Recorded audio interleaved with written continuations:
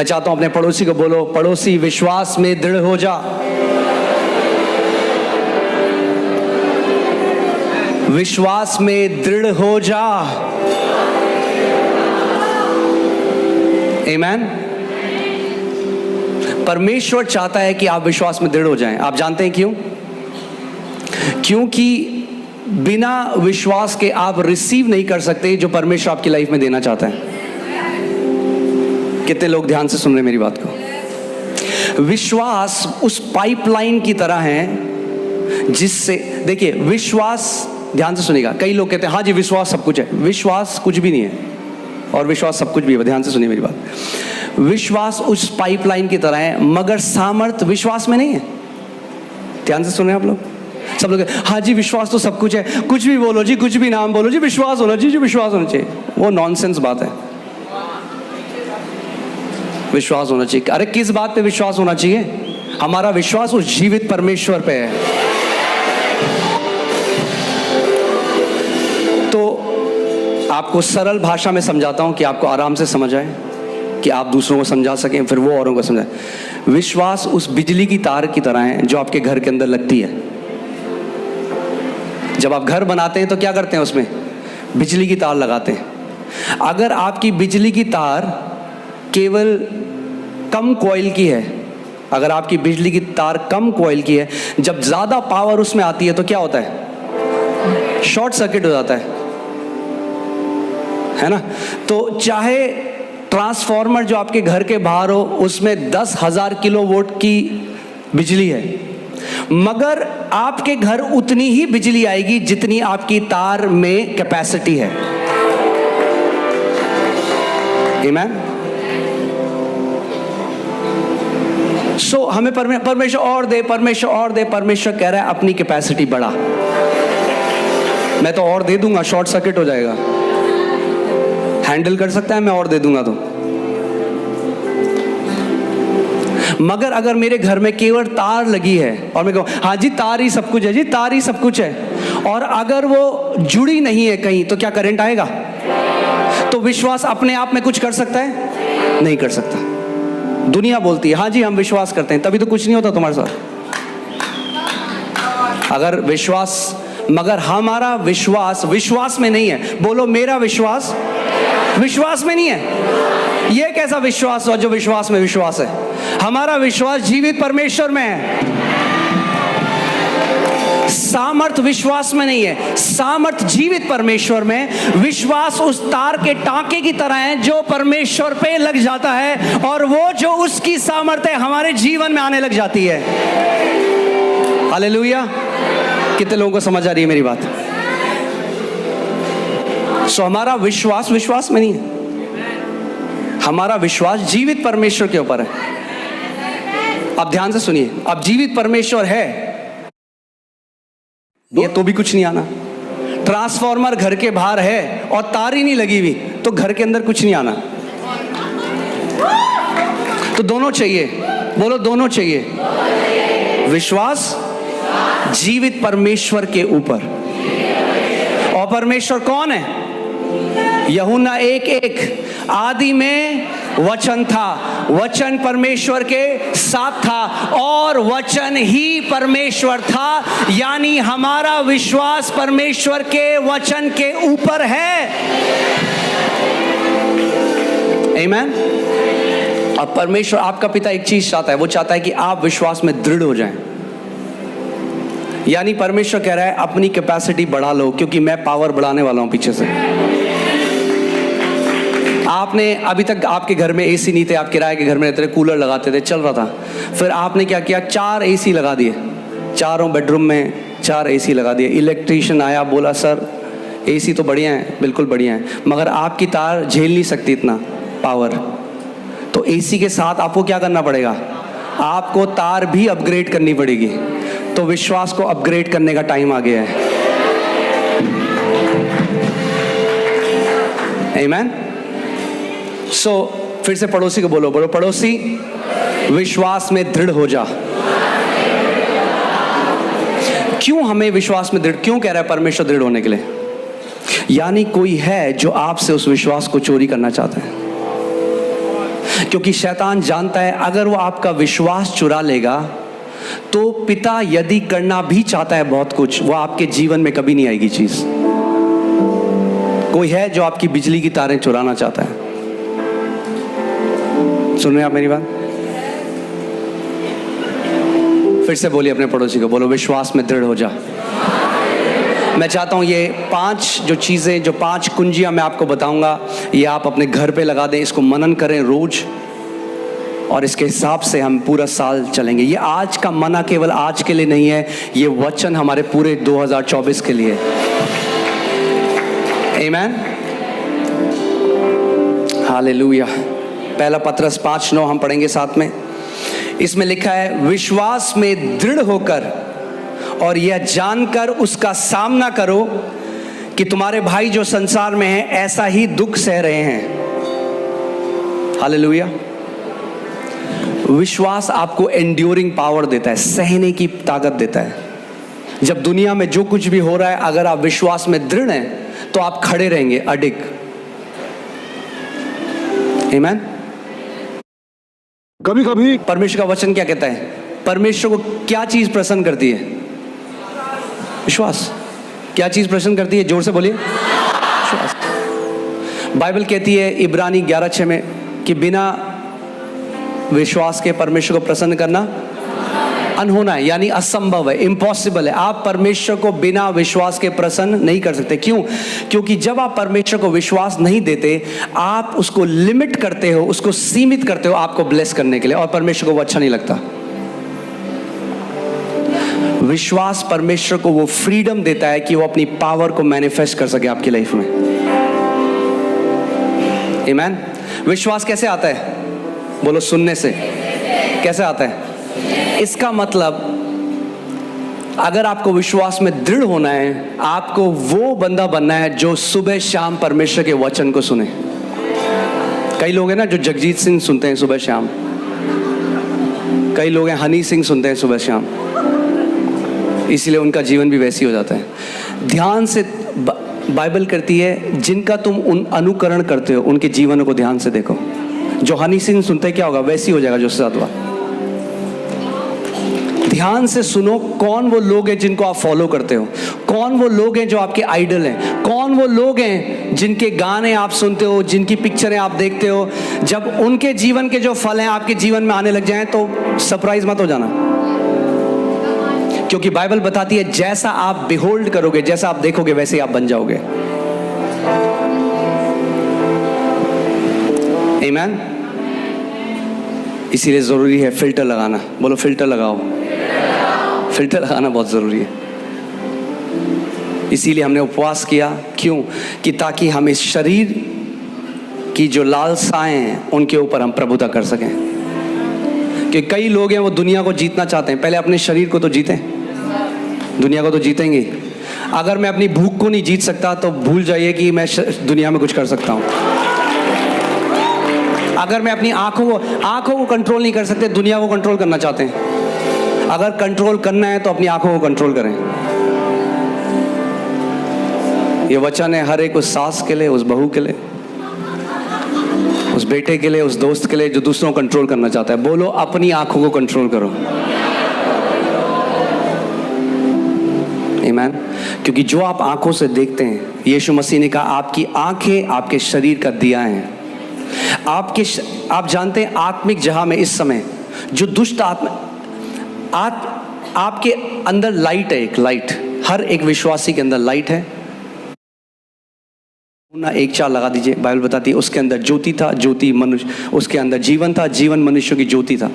हर एक विश्वासी के अंदर लाइट है। आप जानते हैं अगर आत्मिक जहां में अगर आपकी आंखें खुल जाएं इस समय तो आप लाइट देखेंगे यहाँ पे बैठे हुए। मगर बात यह है कि हर एक लाइट समान नहीं होगा, उसका प्रकाश एक इंटेंसिटी से नहीं जल रही होगी। कोई 10 वॉट होगा तो कोई 15 वॉट होगा, कोई 25 वॉट होगा, कोई 50 वॉट होगा, कोई 500 वॉट होगा, कोई 1000 वॉट होगा। वो आप डिसाइड करते हैं कि आप किस इंटेंसिटी से जलेंगे। परमेश्वर ने माप दिया है। हम सब एक साथ बढ़ते हैं, सबको एक ही जगह से शुरुआत होती है। किसी को बेनिफिट नहीं है पहले, यीशु मसीह ने भी शून्य से शुरुआत करी, हमें दिखाने के लिए कि हम शून्य से शुरुआत करते हैं। आमीन। तो यीशु ने कहा हमारी आंखें शरीर का दिया है, इन आंखों से आप जो देखते हो वो ये डिसाइड करता है कि आपके अंदर लाइट कितनी जलेगी। अगर आप गलत चीजें देखते हो, अंधकार की चीजें देखते हो, तो वो अंधकार को आप अपने अंदर आने देते हो और वो आपकी ज्योति को कम करता है। और आत्मिक जहां में स्वर्गदूत, दुष्ट आत्माएं देख सकती हैं कि आप कितने वॉट के बल्ब हो, वहां कुछ छुपा नहीं है। आमीन।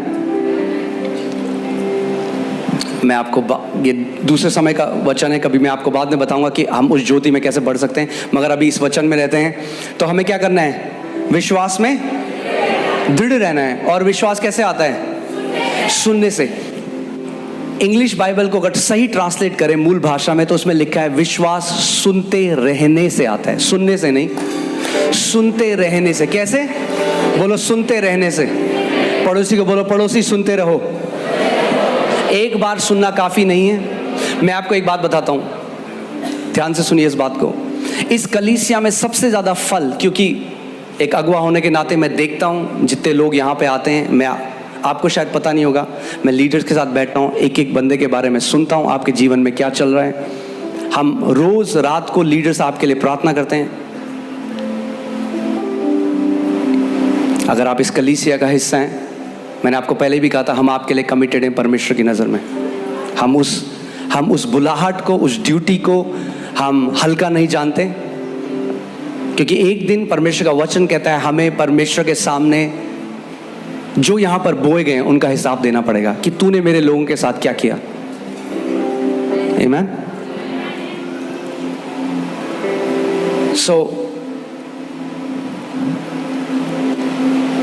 इसीलिए हम सारे लीडर्स, हम लोग रात को मिलते हैं और हम आप सबके लिए प्रार्थना करते हैं।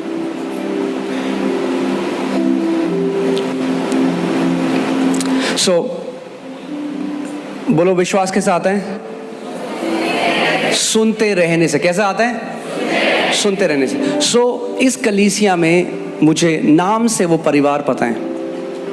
कई ऐसे हैं जो संडे को आते हैं, वचन सुनते हैं, नहीं सुनते पता नहीं, फिर चले जाते हैं।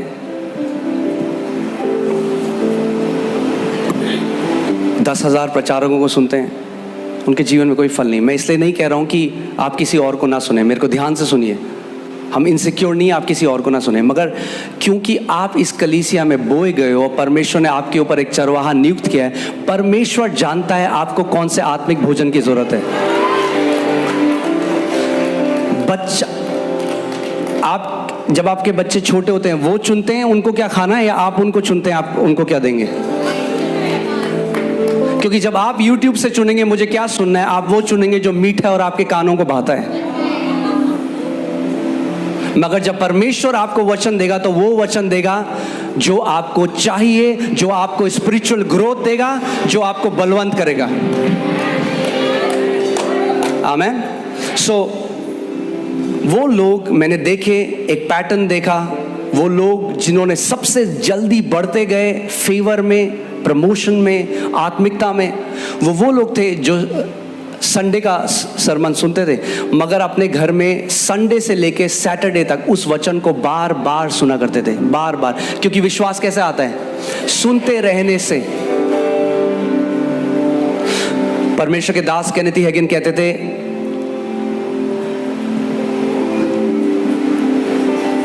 कि अगर आप मेरी शिक्षा को जब तक 7 बार नहीं सुनेंगे, आपको समझ में आना शुरू नहीं होगा मैं क्या कह रहा हूं।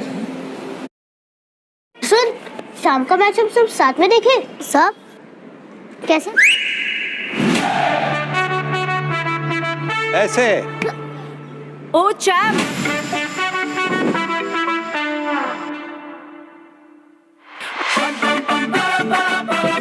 ओए, रंगों से भरा मैदान है, घर घर जश्न है।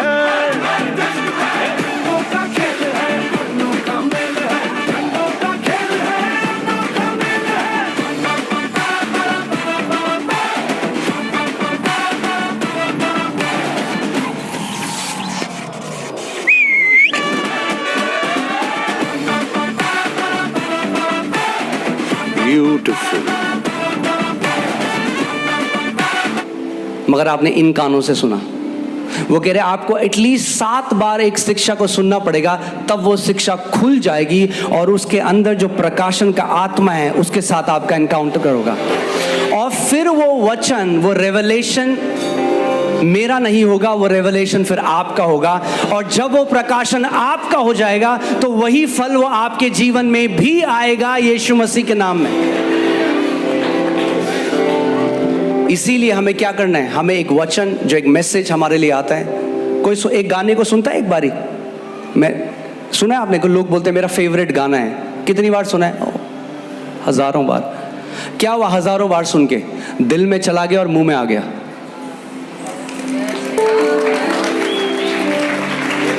गाना को एक बार नहीं सुनता, बार बार सुनता है। फिर क्या होता है, वो जिंदगी भर मरते दम तक भी ना वो गाना उसका पार्ट हो जाता है, उसका हिस्सा हो जाता है। आपको परमेश्वर के वचन के साथ ऐसे ही करना है। जब परमेश्वर आपके लिए वचन दे, उसको अपना हिस्सा बना लो।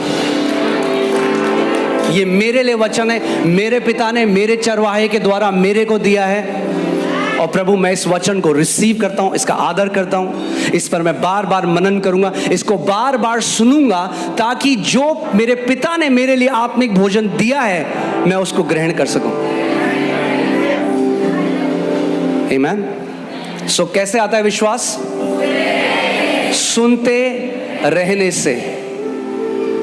और 2 कुरिन्थियों 4:13 में लिखा है, क्योंकि हम में विश्वास का आत्मा है, इसीलिए हम विश्वास करते हैं और हम इसीलिए हम बोलते हैं। हम विश्वास करते हैं और हम बोलते हैं। जब आप किसी वचन को बार बार सुनने लग जाएंगे, जब आप शिक्षा को बार बार सुनने लग जाएंगे, देखिए ये जो शिक्षा मैं आपको देता हूं, जो फेथ का जो मैसेज है, वो मेरा मैसेज नहीं, मैंने नहीं इन्वेंट किया, मैंने नहीं उसको बनाया, वो परमेश्वर का वचन है। मैंने बस उसके प्रकाशन को ग्रहण किया। अब आपको सिखाता हूं, जब आप उसके प्रकाशन को ग्रहण करेंगे तो वो आपका भी हो जाएगा। जो फल उस वचन ने मुझे दिए,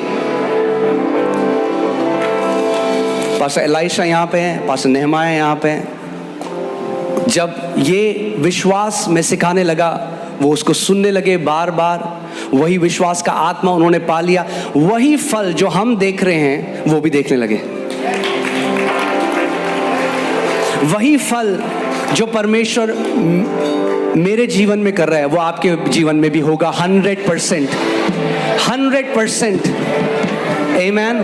अगर आप उस विश्वास को थाम ले, उस रेवलेशन को पकड़ लें। आमीन। सो हमें क्या करना है? सबसे पहले बोलिए, विश्वास में दृढ़ रहना। देखिए लोग बोलते हैं मेरे पास बाइबल है, मेरे पास पवित्र आत्मा है,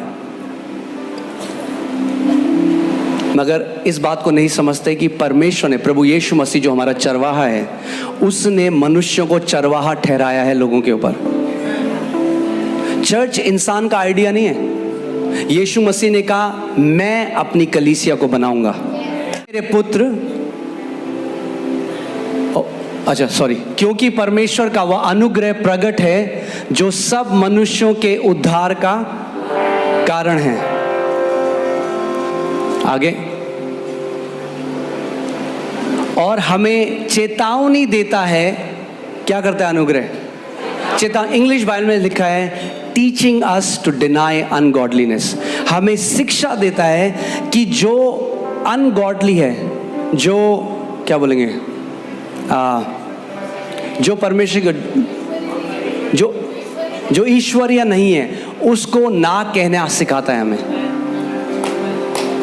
अनुग्रह 2 चीजें करेगा, आपको हाँ कहना भी सिखाएगा और ना कहना भी सिखाएगा। और परमेश्वर चाहता है उस अनुग्रह में आप क्या हो जाएं इस साल? बलवंत हो जाएं। क्या हो जाएं? बलवंत हो जाएं। यानी जब आपको वीक लगने लगे इस साल, कमजोर लगने लगे, जब आप उठें आपको वही विचार आने लगे, वही डिप्रेशन आने लगे, परमेश्वर का वचन कहता है भाग के अनुग्रह के सिंहासन के पास चले जाओ यीशु के नाम में।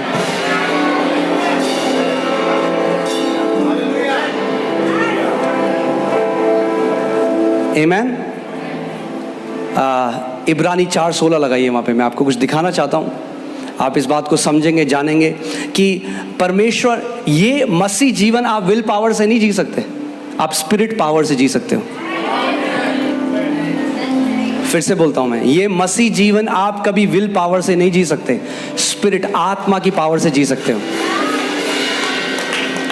साथ में पढ़ेंगे इसको, रेडी हैं आप? इसीलिए आओ हम अनुग्रह के निकट हियाव बांध कर चले। क्या करें, कैसे चलें? हियाव, यानी जब आपसे कोई गलती हो गई, आपने कुछ ऐसा देख लिया, आपको नहीं देखना चाहिए था, आपने कुछ ऐसा बोल लिया, आपने कुछ भी ऐसा कर लिया जो एक मसीह होने के नाते आपको नहीं करना चाहिए था, आपको शोभा नहीं देता हो करना, पर आपने कर लिया, कोई बात नहीं, दंड की आज्ञा नहीं है, अनुग्रह के सिंहासन के पास भागो। शैतान आपको क्या कहता है? परमेश्वर से दूर भाग। ईश्वर का वचन